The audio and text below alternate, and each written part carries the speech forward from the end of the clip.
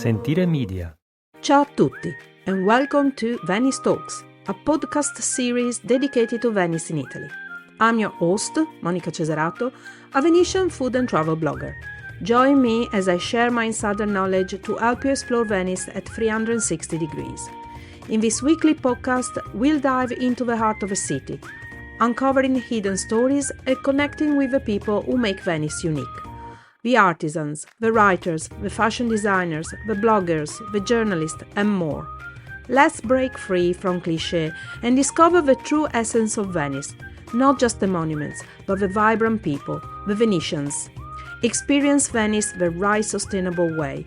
You can find me on my blog at www.monicacesarato.com and across all social media platforms. Enjoy the episode and let's journey through Venice together. Venice means something different to everyone. For Venice Talks, I want to hear your voice. Send me a short audio clip, maximum 1 minute, via email at info@monicacesarato.com and tell me what Venice represents for you. It can be a place, a memory, or a small detail. Follow to stay updated on new episode and post a comment to join the discussion. Your voice may be featured in an upcoming episode of Venice Talks. Welcome back to Venice Talks, Season 4, Episode 3. Hi everybody, welcome back to Venice Talks. Finally today I have again on the show one of my dearest friends. It is Monica Gambarotto. Ciao Monica, how are you? Monica, fine, thank you. Yeah, Monica to Monica. Yes. So you haven't been on the show for a while. Let me remind the people that if they want to hear more from you, they can listen on the first season, on season 1, on episode 15 with Monica. We spoke about Venice for children because she organizes tour for kids. And also we spoke to her, and it's already 2 years, by the way, on season 2. Yeah, episode 7, where we talked about the artisans of Venice. Today, 2026, we decided to go to something completely new. Churches, right? Exactly. So we decided to speak. I decided. I mean, she kindly said, "Okay." I decided but it's to ask. Interesting, Monica. I wouldn't have agreed otherwise. If you didn't like it, yeah, that's true. So I decided it would be very nice to do an episode to speak about the less known churches of Venice, because. Okay, we got to say, Venice has got more churches than probably days in a year. A little less, but pretty more or less. Yeah. Over 100. Okay. So yes. Why do you think it still matters so much, even though people, let's say, are not as religious as as we used to be? You mean why is it important for people to visit churches? Yeah. Why are churches so important still in Venice?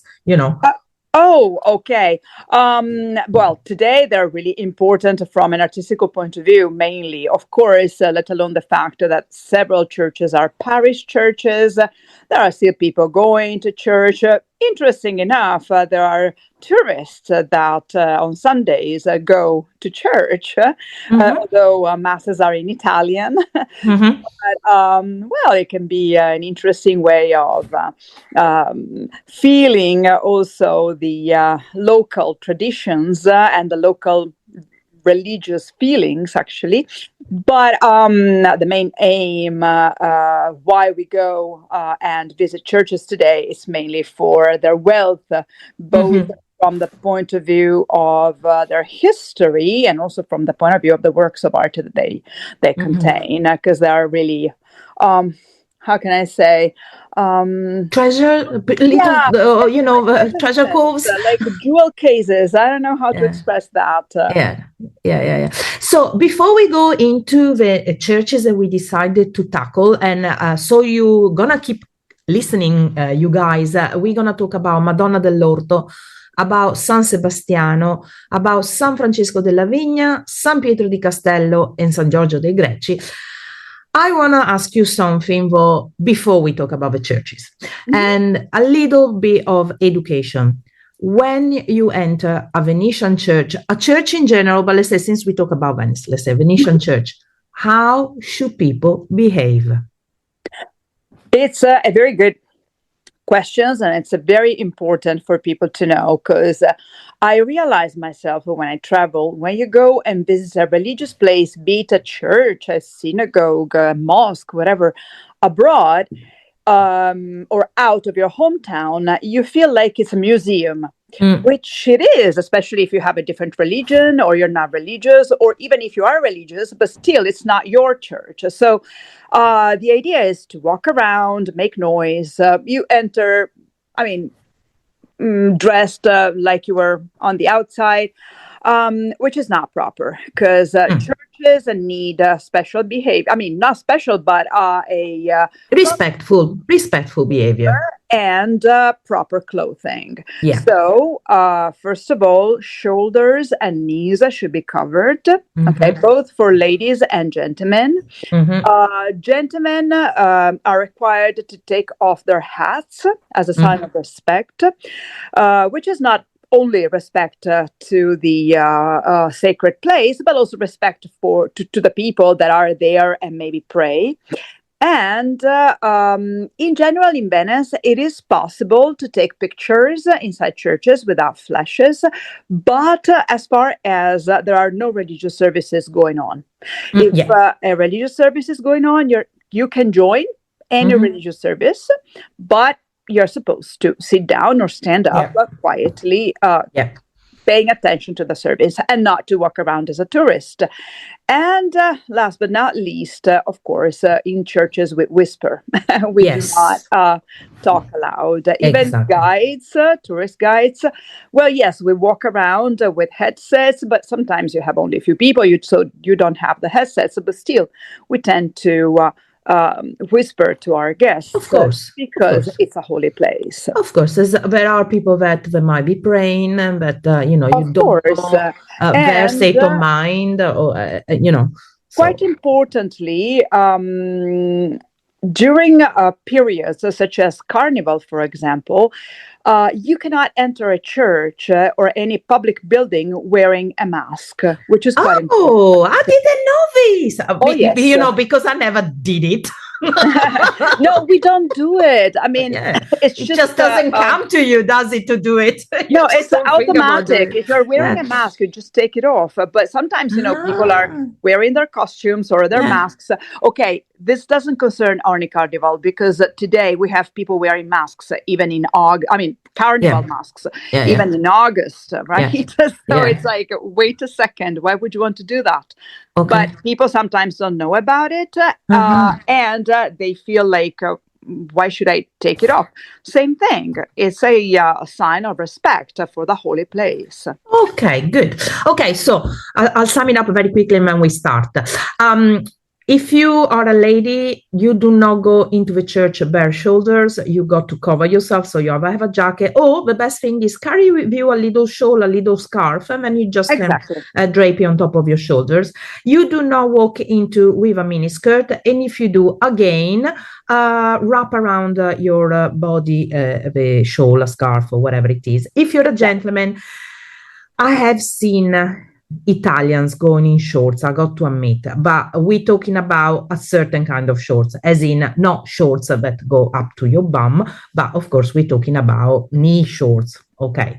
So just a little bit above the knee. That's exactly. Clear. So it's not like because I had some clients say to me, "Oh, knee shorts." And I said, "Look, with that kind of shorts, you can." No, go but like also, also ladies, if they have shorts that are like just above the knee, that's exactly. Let's say don't expose too much skin. Let's say don't shout. And that's also for shoulders, as far as men are concerned. Exactly, you can go back, in a vest or whatever. Don't shout. Try to whisper and be respectful of the fact that people are there for prayer. Okay, let's start. Okay, with one of my favorite churches.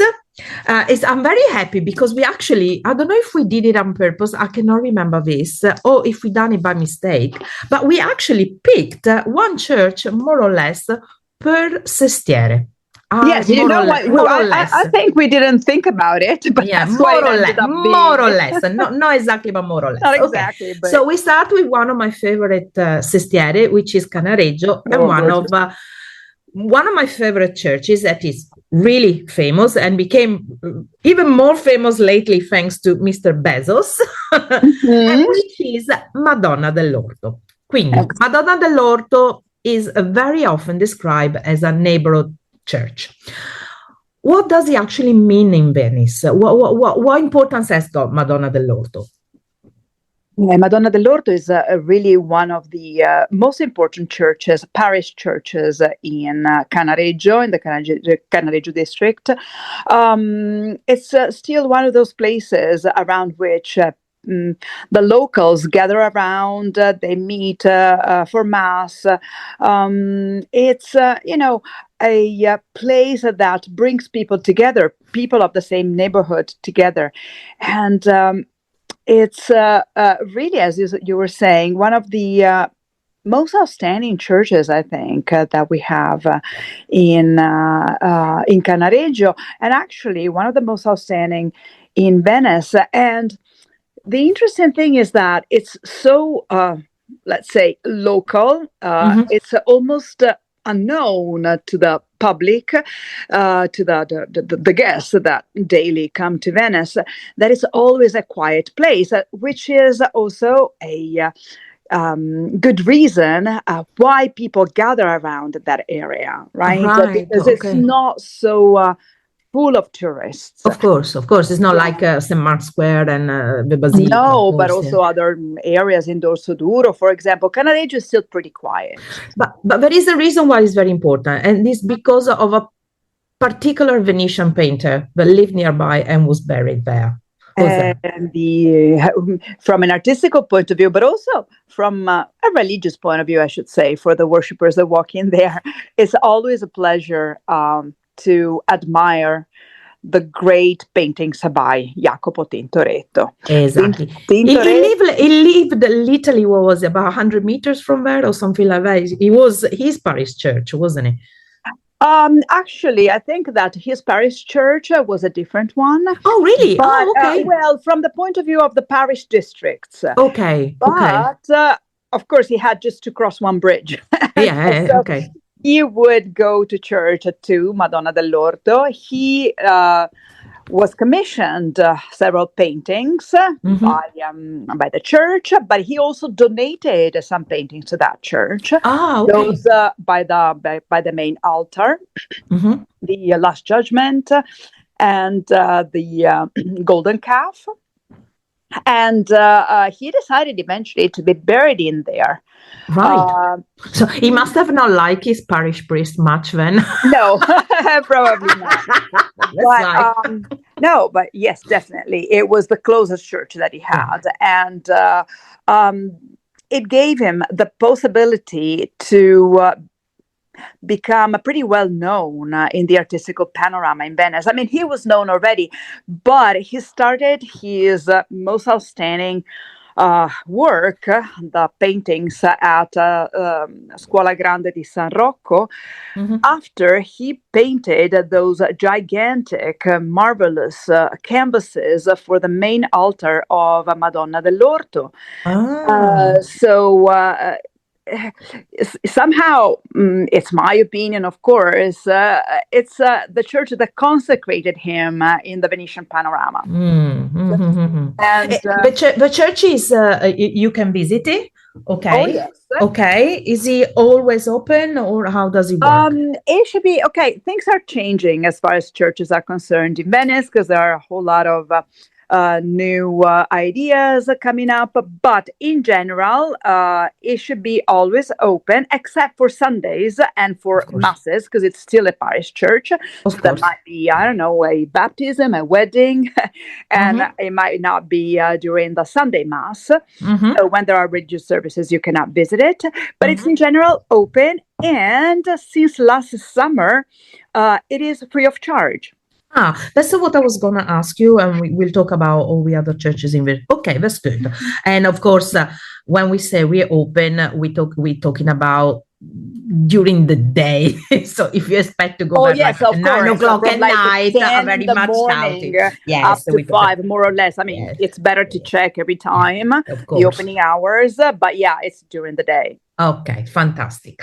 Let's move on to. Oh, did you need to say anything else about Madonna dell'Orto? Did you want to add anything, or we kind of covered it? I would like to add just one thing. Yeah. Actually, there would be so many from Cima da Conegliano to Giovanni Bellini. Yeah, no, but we said we're going to keep it short. But we have a lot to talk about.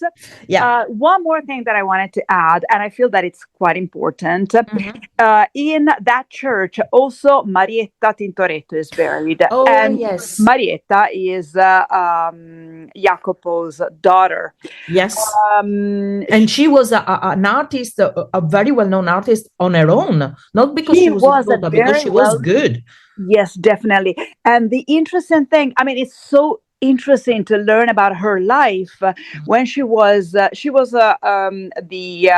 first daughter the oldest daughter of Tintoretto's, and she was probably so beloved by her father, and she was so talented that when she was little, she was allowed to be in Tintoretto's workshop. She learned from her father in a period when young ladies would be out of these workshops, and he kept taking her around in boys' clothes so that people would think that she was a boy. Oh, right? I didn't know about this. He could take her anywhere, to the houses of the Venetian nobility for whom he wanted to paint, to the churches and so on. And she became a very well-known painter on her own. The point is that today we don't know much about her activity in terms of the paintings that she actually painted, right? Because most of them are lost. Maybe some of them were signed with her father's name so that she could get more money out of them, or it could be the paintings could have been more appreciated, knowing that they would come from her father. So we don't know much about her production. But yeah, she was really, really talented. And it's interesting also to talk about these female figures in the past of course. In general neglect. We'll do another show about that. Oh, sure. Right. Let's move completely to another sestiere. We go to the opposite side, and we go to the Church of San Sebastiano it's in Dorso Duro, right? Yes.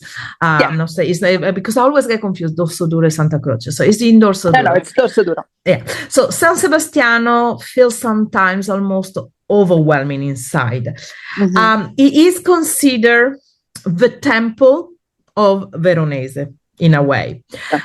What happens when one artist takes over an entire space? Because that's what he literally did. The place becomes magical. How can I say? It's you enter the church and you really feel that there is some sort of a fil rouge, right? There is an overall iconographic program all around that makes sense. It's not that you go from one artist to the other artist and paintings or works of art that were done in different periods. It's, one work of art after the other makes sense altogether. It is really overwhelming. Actually, you enter the church, it's not really big. It's a kind of it's quite a small church, right? Actually. Recently restored as well with a beautiful work of restoration. Beautifully restored.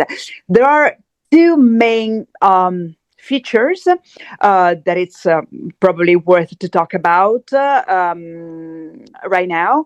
And one is the fact that the ceiling is an outstanding ceiling by Paolo Veronese. All the paintings are dedicated to the stories of Esther, of the old heroine of the Old Testament, were painted by Paolo Veronese, and those are quite early masterpieces. And interesting enough, Veronese is very well known for his wonderful blue skies. Instead, in those paintings, the sky is like grayish. I don't know if you've ever paid attention to that. No, I didn't. Not But now you pointed out, I remember it. Yeah. Yeah, but I'm not going to say the reason why. So just come and discover the reason why those skies are grayish. And the other interesting feature is that we have a very well preserved frescoes on the walls, especially on the upper part of the church, again by Paolo Veronese, because the paintings on the ceiling are painted on canvas, which was more or less the only way for paintings to be preserved for quite a long time. Frescoes, instead, in such a humid place like Venice, would deteriorate very quickly, and instead, basically, all the frescoes in that church are very well preserved. And again, they were painted by Paolo Veronese. And of course, Paolo Veronese, thinking that that was his temple, how can I say? I mean, one of the best works of art as a whole, because Veronese was engaged also as an architect for the restoration of the church in the 1500s. Well, literally, it was his atelier. But listen, has it ever happened in history in Venice? I mean, I'm pretty sure in other part of the world, but in Venice, that an artist actually literally was the only artist to paint in a building? Is this the only place in Venice like that? As far as churches, I think yes. Okay. Yeah, I'm talking about in churches. It's just I should think about it, but no, I don't recall of any church. Well, you go to Madonna dell'Orto and you say, well, Jacopo Tintoretto, but there are other artists. Okay, there are also other artists in the church, small paintings, sculptures, and all that in San Sebastiano. I mean, but overall, you walk in and you feel. Veronese's soul. And they should have called it Veronese Church, not San Sebastiano. Definitely.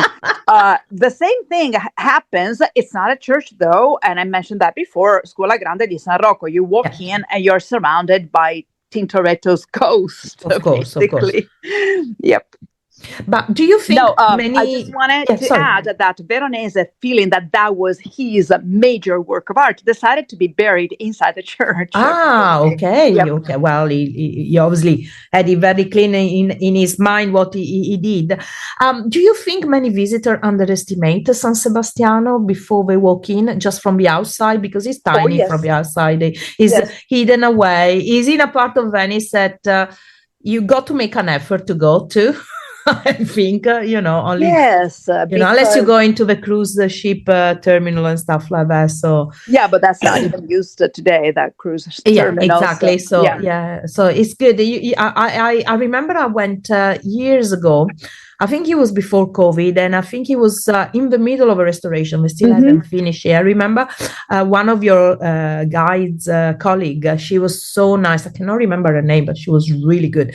And we did this beautiful tour inside, and I was like, oh my God. But it's tiny. It's so small. It is so hidden away over the bridge and so on. Yes, and you wouldn't enter the church, as like you were saying, because from the outside, it's humble, I would say. Right? Yeah, I mean, the facade is nice, but it's not like one of the facade that you say, oh, I want to go there because that's right. It doesn't keep somehow. I mean, with so many beauties that we have around, it kind of doesn't invite you in. Right? Let's say it's undertone. Okay. Yeah, but then you enter and you find something really majestic. I know. It's as they say, it's bigger on the inside than you thought it would be. Listen. What are they? Are they open all the time? What's the policy? For sure is open from morning to late afternoon. Again, checking the timetable is necessary. It's still a parish church, so again, a funeral, a wedding, religious services of any kind, you cannot walk in, but it's free of charge. Again, since last summer. And yes, it's really a jewel that people should see. Absolutely. And the restoration was done by Save Venice, I think. Save Venice is doing great job in Venice in these years. Absolutely. Yeah. And I did actually on the first season, I cannot remember which episode, but I did interview the people of Say Venice. So guys, is on season 1, go back and listen to them. Okay, we move completely the opposite side of Venice. So we go from hold on, I might say wrong, east to west or west to east? Yeah, east to west. Because I live and I know where I live. I can never remember how Venice is positioned. So we moved to the Sestiere of Castello. Which is one of my favorite. Cannareggio, I like it because I get all my food there. Castello is where I get my peace of mind. My relax is where I say, okay, I need peace and quiet. Let's go to Castello. And we go to San Francesco della Vigna, which is, for me, one of the strangest buildings in Venice. Well, not so much of the church, but the outside is just so different. Okay. I got to say, I had the pleasure of visiting with one of our guide friends with, oh my God, the name is going now in a moment, but one of our friends, and it was a beautiful visit. So this church is quiet, away from busy Venice. Oh, yes. How important is silence in understanding a place like this? And let's remember, San Francesco della Vigna means St. Francis in the vineyard. And that already explained what they used to be there. Yes, and there still is, by the way. That's true. Yeah, because behind the complex, there still is a vineyard. And it's a used vineyard. Also produce, the friars, they are still produce wine. I know. I forgot about that. Yeah. So how important is silence? I think Castello is really marvelous. And to go as far as San Francesco della Vigna, people don't bother. I understand that. Consider you come for the first time to Venice and you spend 2 days in Venice, maybe 3. What do you want to see? The main sites, the most important spots, the Doge's Palace, St. Mark's Basilica, the Rialto area. But that's why people shouldn't stay for 2 days. They should stay for 5. Exactly. But I also understand the cost. Yeah, of course. But, but the problem is that in my experience, at least, people might come for the second time to Venice, or sometimes even for the third, why not, and still stick to the main sites, which is great. I'm never tired of visiting St. Mark's Basilica, which I do almost every day, right? Of course. It's not, my point is a different one. Yes, please go ahead and visit 2 or 3 times the same sites. After a few years, you've forgotten most of it. So why not? But Venice is so rich with a whole lot of monuments that to just walk away from the main sites is really important. San Francesco della Vigna is inserted in it's a whole complex. It's a church, but there is also a convent and this big orchard and a vineyard that really stress the fact that the friars were dedicated to agriculture, to producing wine in the past. They still do it today. The Franciscan community of friars, which is not as large as it used to be, is still very active. There is this Father Rino, who's just, I don't know, he's incredible in organizing little exhibits in the library of the convent. Really? And yes, and taking pictures. He is a photographer. A self-taught photographer, of course. But he really enjoys photography, and he takes such gorgeous pics of the Castello area. And it's getting into a different reality, the reality of a community that lives away from regular people, because these are friars, but they're still projected into the everyday life of people. So it's really, really interesting what takes place in there. And next to the church, there are the 2 cloisters of the convent that are open to the public. So you go to San Francesco della Vigna and you don't visit just the church. You enter somehow this community. You have to want it, Yeah. because otherwise you just walk in, take a look, and come out. Okay. Yeah. And it doesn't mean that you have to be religious or the religion should be the same as the one professed in the church. No, I mean, you just come in with the idea of getting to know a different community, a different reality, and you take so much out of it. So San Francesco della Vigna, I find it also that is, as a church, is a bit different than other churches in Venice. He had strong ties to the Venetian families and the power. Oh, yes. So how does architecture speak authority in that context without even saying a word? Because you walk in, as far as I remember, correct me if I'm wrong, there aren't that many paintings and frescoes. Is about the structure, if I don't remember wrong, right? No, yeah, it's okay. You walk in, the church is quite monumental. Yeah, and from the start, from when you arrive from the outside, exactly, you look up from the the facade outside. is big. Yes, well, we have the two most important architects in Italy in the 1500s involved. One is Jacopo Sansovino, who designed the church, and the other one is Andrea Palladio, who eventually designed the facade.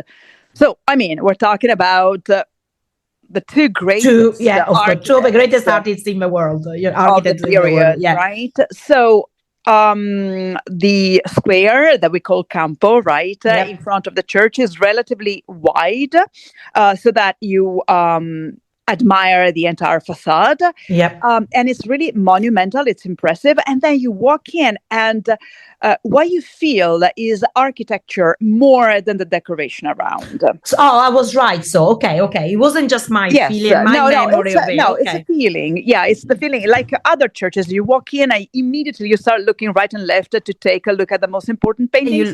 No, in this case, you just walk in and you feel the powerful architecture. Then it's dominated by a whole lot of interesting graves, for example, or chapels that were paid for by important Venetian families. And I think that the most relevant, because we cannot talk about everything, of course. Yeah, of course. But the most relevant is the one dedicated to the Grimani family. Yeah. But by the way, is the same Grimani of Palazzo Grimani. Exactly. Of which, sorry, I'll stop you here. No. I'm trying to make, because, we're on the 4th season by now. I've got over 100 episodes, so I need to go back and listen. Yes, you have episodes on everything already. On everything on Venice right now. So there is an episode, sorry guys, I cannot remember it when, but you need to look for it. On Palazzo Grimani, we spoke with the then director, because now she's gone back. Okay, the director of Palazzo Grimani, about Palazzo Grimani, which is one of the most beautiful and, let's say, underrated, in my opinion, museums in Venice. And I also spoke about this on my last episode of season 3. That was the episode dedicated to the museums of Venice. So, sorry, back to you. Grimani family then. Who were they? The Grimani family, I mean, it's when we talk about Venice and we take a look at all the houses of the Venetian families and the tombs that they paid for inside churches and the decorations that they commissioned inside churches and public spaces. Of course, there are a whole lot of differences, but after all, the Venetian taste follows, right? Because Venice, as far as architecture, sculpture, and painting, has some sort of rules that stretch across the centuries. You enter the Grimani house and you take a look at their tomb, at their family chapel in San Francesco della Vigna. And it's theirs. It's theirs because it's different, since they had such a strong bond with Roman art. Roman, with Roman art, the Vatican, and so on. Yeah, you can really feel it. So if the church is dominated by this magnificent architectural structure, right, then you take a look at the Grimanes spot, and it's really colorful. So it's one of the first things that actually you perceive after you've entered the church. So first of all, you get impressed by the architectural structure, the monumental size, but then you take a look on the left and you see immediately the colorful chapel with beautiful frescoes that, again, are fairly well preserved. We don't have so many frescoes that are well preserved in Venice for obvious reasons. So every time we find them, it's really worth it to go and take a look, because it's a kind of art that is almost gone in a place like Venice, right? So you were mentioning before that also you can visit the cloisters or the cloisters. Yes, okay, good. The church is one of a free one as well, can be visited for free as well? Yes, it's free of charge. It's always been free of charge, actually. Good. And the cloisters are as well. In general, in the morning, from morning to evening, and then the gates get closed. Okay. But you enter the gates and you can visit both closters in general. See, I didn't know you could do that. And the gates always put me off a little bit because I thought, you can't, so I thought, they're open maybe if people need to, for the people that are there, but not for the they public. might be closed for their own reasons. But if you recall, that's also, the cloisters are also one of the places where they have some sort of a Venetian Book Festival, and also the Artisans Festival in spring. Right? No, I never been. So no, see, okay, no for Monica, this Monica, not you. No, for this Monica is okay. Need to go to Francesco della Vigna for the events. Yes, but and again, it's a way for the Franciscan community to get in touch with the Venetian community and vice versa. And I find it's great in a place like Venice that is losing population with a whole lot for the guests, which and very little for the locals, which doesn't mean that the guests cannot join. Absolutely, to find something really genuine. When you go abroad and we go abroad and you go and visit other countries, you're always looking for the local festival, for the local events, for the local artisans. Exactly. So it's the same kind of thing. The difference is that in Venice, these things are disappearing, unfortunately. Exactly. So we stay in Castello. Okay. We go to the oldest part. I don't know if it's the oldest church, but one of the oldest for sure. And that is San Pietro di Castello. Yes, probably it's not the oldest, but definitely one of the oldest. It was founded roughly in the 9th century, if I remember well. Yeah. Of course, it was rebuilt and then rebuilt. But what the significance of San Pietro di Castello, apart from being nestled away in the middle of nowhere, beautiful, is that not many people know that it used to be Venice's cathedral. Even though now people don't know this, but before St. Mark's, San Pietro di Castello. Definitely. One consideration. What happened? One consideration. It's so far away. You mentioned the fact that it's like in the middle of nowhere. It's on a separate island. You get there with Vaporetto, and then you have to walk all around the island from the stop to get to the church. I know. It's some other realm, some other world. And I've been a guide for almost 30 years, 30. Yeah. And I took a guest to San Pietro di Castello only once. Okay. And Monica, after this show, I'm pretty sure it will go to 2. But it's okay. I do understand why people prefer to stand, to remain in the central areas. Also because if you feel like you're totally lost. It's one of the places in Castello, in some areas of Castello, where your GPS doesn't work properly. Yeah, that's true. I understand a whole lot why people don't want to go there. But how did we go from being Venice Cathedral be this long-forgotten little church that loved by the Venetians and completely ignored by tourists. Okay, well, it's ignored by tourists, I think, mainly because of the fact that it's far away. Okay. And and so you want to stick to the areas where you don't get lost. The reason why it was the cathedral in the past, was not for the church to become important, to become powerful, because in general the cathedral is in the city center, in the main square, in the main areas of the city, historically, I mean, right? And so a lot of people think that St. Mark's Basilica has always been the cathedral, that bishop seat, right? The bishop seat. We call our bishop patriarch, but more or less it's the same role, right? Instead, St. Mark's Basilica has always been the state chapel, the chapel of the Doge's palace, so a state church. The Patriarch of Venice, instead, was required to live and be present for religious services away from the city center. San Pietro di Castello was chosen as the cathedral of Venice because it was far away from the political and economical heart of Venice. Pope, your bishops, your cardinals, your representatives, stay away from political decisions. Because in Venice, it was very important to always keep political power and religion separate. Venice always had this kind of fight with the Vatican, with Rome, with the Pope. So they always tried to keep things separated.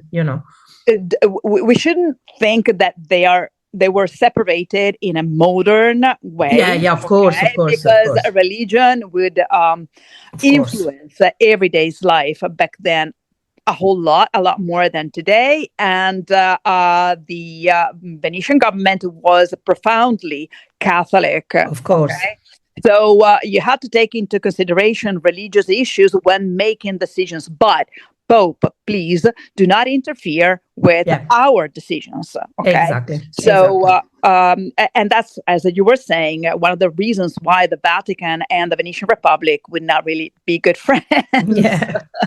only when it suited both. Yeah, only when it suited them. So, and at first, the cathedral was San Silvestro by Rialto, San Silvester's church. I missed that. Yes. Okay, that's another church we'll need to talk about next time. Okay. Next time. We have a whole lot to talk about. 100 churches, plenty of episodes. Churches and other churches. Okay. But San Silvester's church is very close to Rialto. And Rialto is the economic heart of Venice, and also the political influence that was felt in the Rialto market, right? Because there were a whole lot of counselors and how can I say? The merchants, the economy, and so on. Economical environment over there, right? And Rialto was always full of people, both locals and foreigners. And to have the patriarch that close, the Venetians didn't like that. I mean, the government didn't like that. So that's why the seat of the patriarch was moved to San Pietro di Castello, San Peter's Church. Okay. So I didn't know this. Probably the farthest place. Yeah, of course. From St. Mark's area, right? Okay. Beautiful church. Anything interesting inside? A whole lot of interesting things. Of course. But one thing that I feel it's worth to mention is the presence of St. Mark's marble seat. Okay. There is this marble kind of armchair, this marble chair that is considered to be St. Mark's chair. Is it St. Mark's chair for real or not? who knows? Come to Venice, visit the church and discover it. I mean, we will never know. And, that's how legends are born. Yes, of course. But, it's interesting to analyze the details to figure out whether it could be or could not be used by St. Mark's, by St. Mark. And in any case, it's a marvelous piece of art. It's open again, like all the others, the same more or less times, free of charge as well. Yes, as far as I remember, yes. But to tell you the truth, I haven't been there for quite a long time. Yeah, because even we don't go. So I usually go outside because it's got a beautiful little garden. But let's say the campo in front is got grass, and so it feels like a little. And it's one of the few places where you can actually perceive how all the campos in Venice were. Yes, and there are flowers and bushes and benches. I think it's one of the few that's got a bench in front, one or two benches in front of the church. Yeah, there are some benches. Yes. So which is like something. Yeah. And trees, which guys, in summer, trust me, you won't. Oh, yes. So you can have a little bit of shade under the trees, a shadow from the trees. And it's beautiful because you get to see, you're near where all the fishermen and the boatful fishermen come in, where they have various, a couple of square where they make the gondolas and they repair boats. There are a few boatyards around there. And you literally are stone away from the Biennale and from the Viale Garibaldi. So it's really, really a beautiful area, I think. One of the most beautiful. Definitely. Go for the last one. Not the last but not the least. Okay, definitely. As they say. But we're going from, Christian, Catholic, to Orthodox, because people don't realize that in Venice, we don't just have Christian Catholic churches, but we have a Protestant, we have Orthodox, and we have other things. And let me just add, not just now. Oh, yeah, that's what I meant from the past. Yeah, that's what we're talking about. I'm talking from the past. Yeah. So, because Venice was a city that was a metropolis in a way, because it was a cosmopolitan city. The word was escaping me. We had the people from all over the world, and of course, we had to have their place of worship. Exactly. San Giorgio dei Greci. San Giorgio dei Greci again is still in is it actually under San Marco? No, it's already Castello. It's already Castello by a stone yard, though. Because just one bridge. It's one bridge. Yeah. Okay.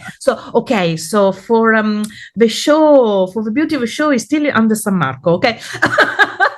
But okay. Yeah. No, but it's really 2 steps away from St. Mark's. Literally. So San Giorgio dei Greci immediately feels like another world. Definitely. It's got a leaning bell tower, which is just impossible to ignore. What is so particular about this church? How is it different from the other churches in Venice? Now, let's say Venice was quite tolerant from the point of view of different religions. That's why we had already in the 1500s a whole lot of different places for different kinds of worshiping.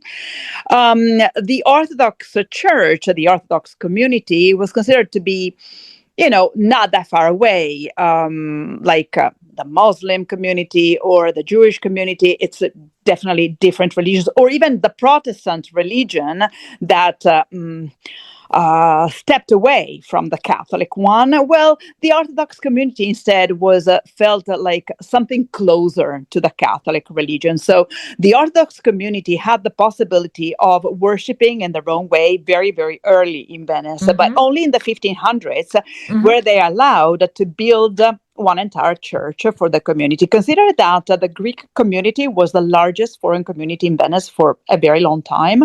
Right. So they had enough money to build a fairly big church if compared with the other religious spots, religious places for the other religious communities. On the outside, it's pretty similar to what a Catholic church would be. So how can you tell it's a different one? But then you walk in, and it is different. It is different because the Orthodox services are different from the Catholic ones, and you can also tell it from the way the church is organized in the inside. And first of all, you find something that in Venice here and there is suggested, but in normal Catholic churches you don't have, and it's the iconostasis. This wall full of icons with a door, with a central door. Behind this wall full of icons, the priests celebrate, but they are not visible from the rest. By the rest of the worshippers. So you have the worshippers on one side and the priests behind the iconostasis. And the iconostasis is painted. The paintings on the iconostasis were painted mainly by Greek and Cretan painters. Crete was part of the Venetian Republic. Yeah, of course. It was Candia. It was called Candia, was it? Yes, exactly. And there would be a whole lot of influence that Cretan painters would feel from Venice, but also the Venetian painters religious painters who were influenced somehow by Cretan style. And it's interesting to take a look at these paintings on the iconostasis. And all around, you can find mosaics, of course, by Venetian masters, but the design was done by, again, Greek and Cretan painters. It is different. One thing that you normally don't find inside Orthodox churches is pews, benches, chairs, because you stand during religious services. And instead, inside St. George's Church of the Greek community, all around there are seats, not in the middle of the church, but all around. Right. And so a Catholic, let's say, enters the church and goes, wait a second, no pews. And what is the iconostasis? I mean, we're not used to that. An Orthodox person instead enters the church and goes, okay, how come there are seats all around? Because it's unusual. Right? Because they used to stand up, okay. Because they normally stand. Yes, you still stand. They used to stand during religious services, but churches in general and religious places will also be, for centuries, not only the place where to go and worship, but also the place where to meet and discuss the problems of the communities. Right? Okay. So, in such occasions, the most important members of the community would meet there, and they would sit all around because they were now worshiping, they were discussing issues that concerned their community. So it's interesting because it's different both from the other Catholic churches that you find in Venice, but also from a regular Orthodox church. It's easy to go in like the other churches? Is it open? Yes, it's free of charge. You walk in. In general, they tend to be quite strict from the point of view of clothes and behavior. Okay. So it's a small church, and if you start talking, chatting, of course, everybody will notice, and the person in the church will tell you to be quiet. Interesting enough, it's inside a courtyard. The courtyard is closed. There are gates. They are closed at night, right? So it's cozy. You walk into the courtyard, you see the church, that leaning bell tower, right? It's although it's very close to St. Mark's and it's full of tourists around, it's somehow isolated. You don't find so many crowds, and I don't know. It's a nice place to go and meditate. You know, even sitting on the bench, on the benches outside in the courtyard. Right. Two things very quickly, and then we close this really long but very interesting episode. Number one, do you think somebody coming and really into churches and so on could do all 5 churches in one day? No. I mean, Good. Thank yes, you. it I'm is so happy you said possible that. in theory, but as you mentioned, it's different places all throughout Yes. Venice. Yes. And consider that a church is inserted in an atmosphere in an area. Yes. And so it's not that you go from one church to the other church.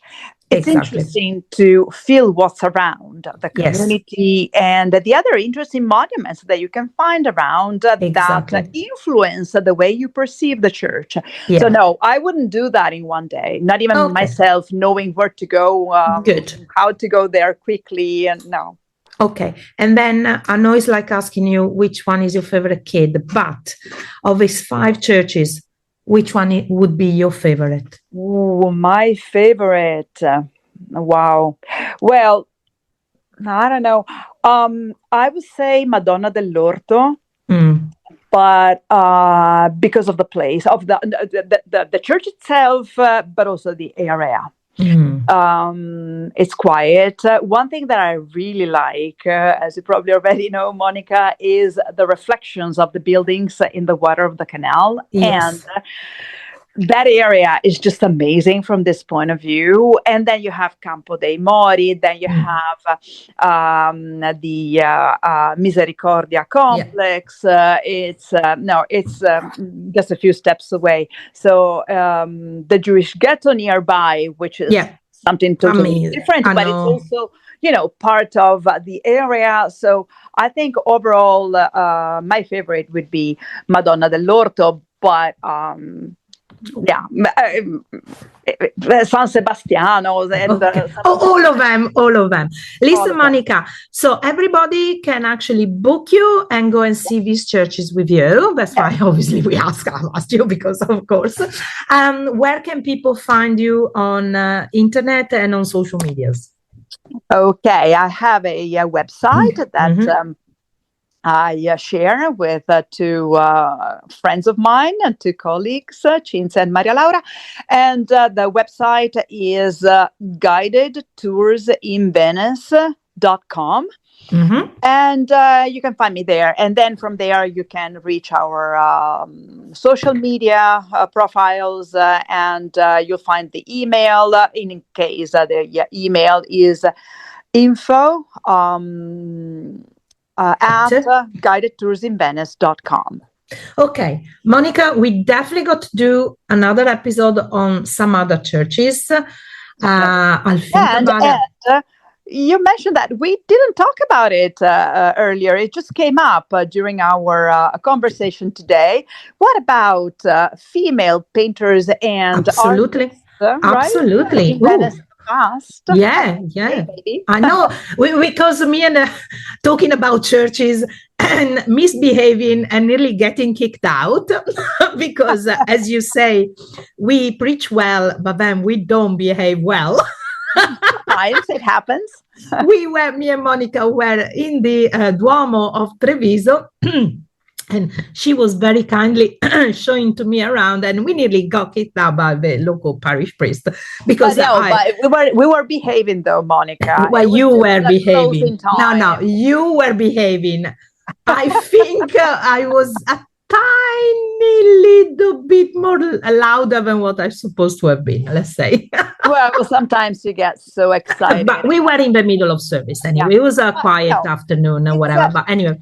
And he didn't kick us out. Let's say he started looking at us in a certain way. And we quickly went. So anyway, while we were there, we decided that I said, we should do a nice episode on the churches. And we were looking for new episodes and new ideas of episodes. And I think this one about the female painters and maybe connected it to the locations and the churches or other locations where they can be seen there will be very nice. So study on this and we'll talk about it in another episode. Monica, thank you again. Thank you, Monica. So nice talking to you. I hope it's not going to be another 2 years before I have you back on the show. Okay, I'm ready. I'm always at disposal. Okay, speak to you soon. Ciao, ciao. Ciao, Monica. Ciao, ciao. Thank you so much, Monica, for the delightful chat. You can find Monica on www.guidedtoursinvenice.com. toursinvenice.com and on all social medias with the same handle. Thank you again for listening. Venice Talks podcast is a production of Sentire Media, created, produced and hosted by me, Monica Cesarato. Follow Venice Talks wherever you get your podcast, and if you want to book a food tour or a cooking experience with me, you can find me over at www.monicacesarato.com and on all social medias with the handle @monicacesarato, where you can follow my adventures around Venice. And don't forget, if you love this episode, please rate it and leave a review. It's very much appreciated.